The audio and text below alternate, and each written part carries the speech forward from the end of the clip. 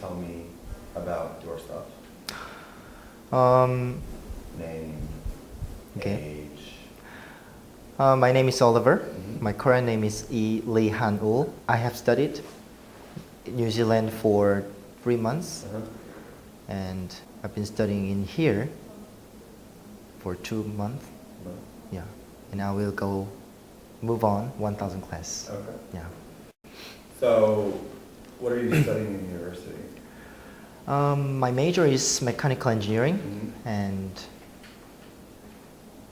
yeah, just study that. Okay. And I'm studying psychology by myself, Okay. by reading books or something. It's a big difference. Yeah, Mechanical engineering. yeah, right. So, Yeah. where is the connection to English in all of this? Because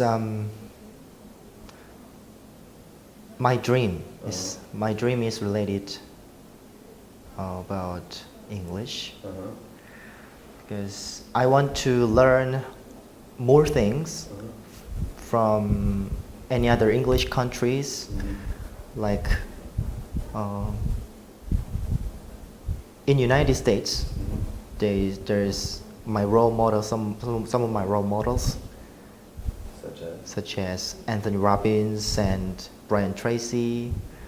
Yeah, I want to hear their lecture or seminar by English, and then I want to study their book,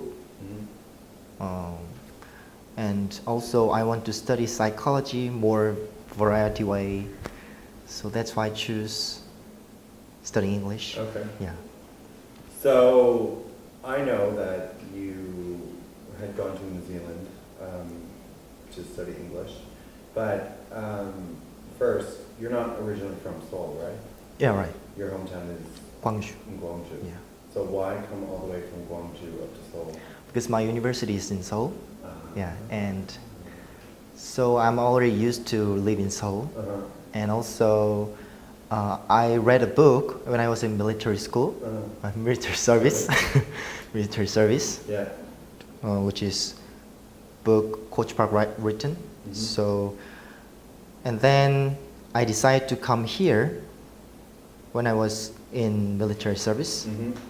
But I suddenly decided to go to New Zealand because of my uncle.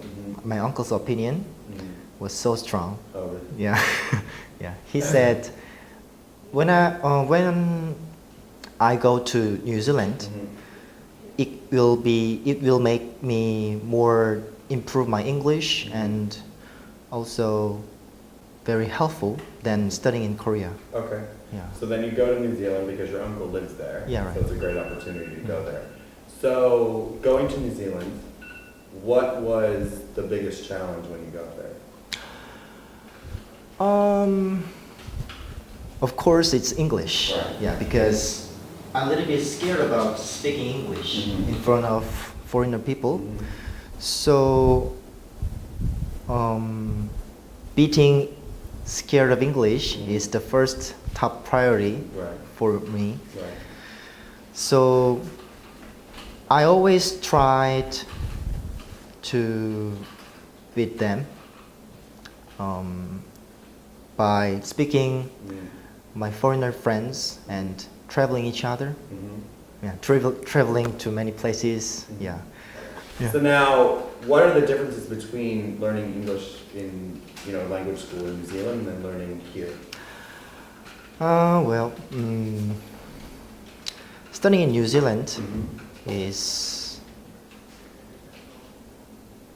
takes very short time than here. Okay. First of all, and like they already study from 9 a.m. to 3 p.m.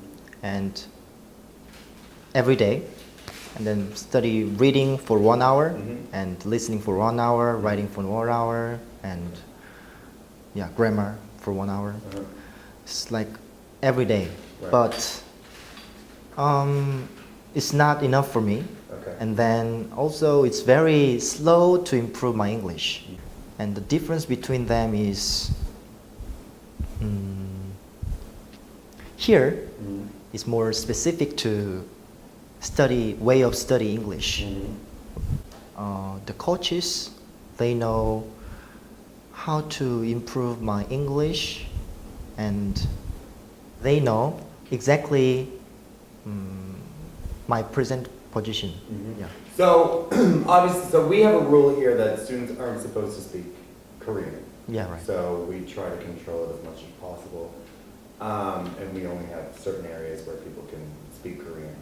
But just based on experience of in Canada, when we have international students come in, they normally speak to each other in their own language. Yeah. So do they have the same rule in the language school in New Zealand where, you know, it's okay, you have to speak English? Yeah, they have. Okay. But actually there's a few people to actually doing that, follow that rules. Okay. Yeah.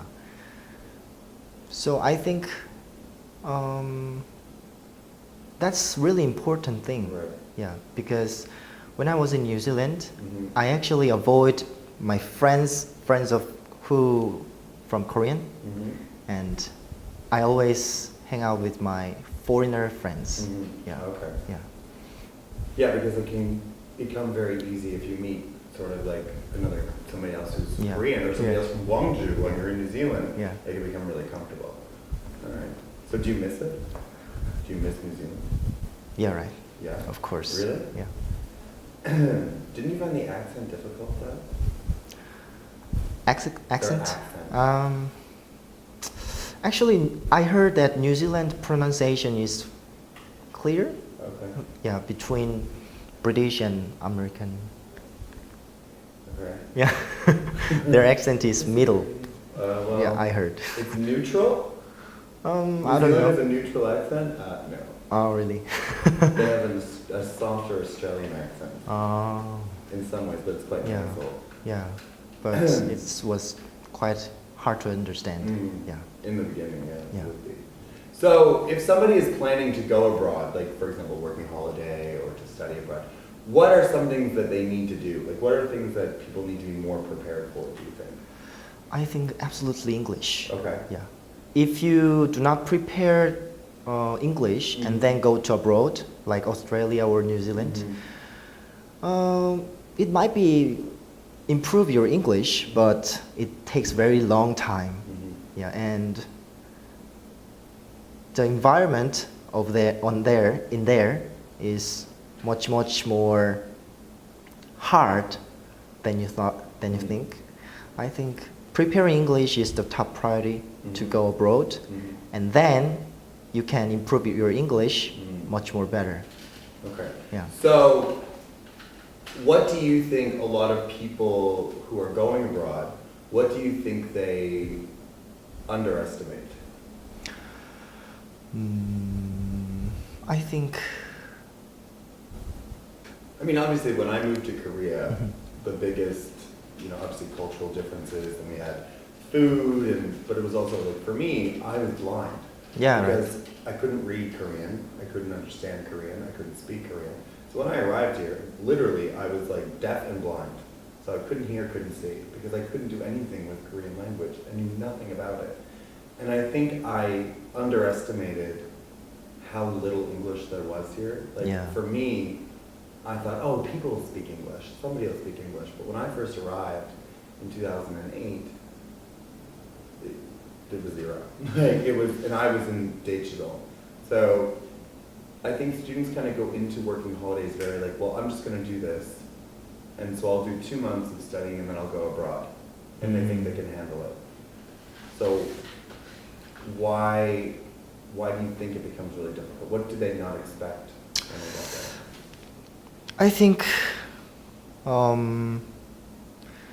many people think they can do really anything they want in just go abroad, but there's many poor about IT or many problems. So Okay, well, let me ask you this. yeah.